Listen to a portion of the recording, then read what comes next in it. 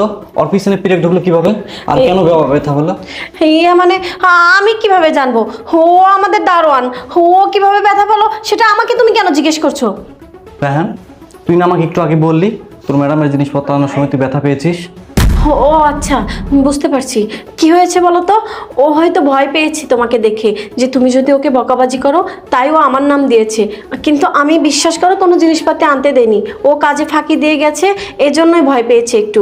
থাক, বাদ দাও, ওকে তুমি কিছু বলো না। তাই না? এখন কি তোরা দুজন আমাকে সত্যি কথা বলবি, না তোদেরকে মেরে আমি সত্যটা বের করবো? স্যার, কোন সত্যের কথা বলছেন আপনি? ও তো ঠিকই বলেছে, তুমি কি এসব বলছো? আর কোন সত্যর কথা বলছো তুমি? এই চুপ! তুই কি ভেবেছিস আমি কিছুই জানি না? আমি সব জানি। এই, আমাকে কি বোকা মনে হয়? আমাকে যদি তোদের বোকা মনে হয় তাহলে তোরা নিজেই বোকার স্বর্গে বাস করছিস। তাই তো বলি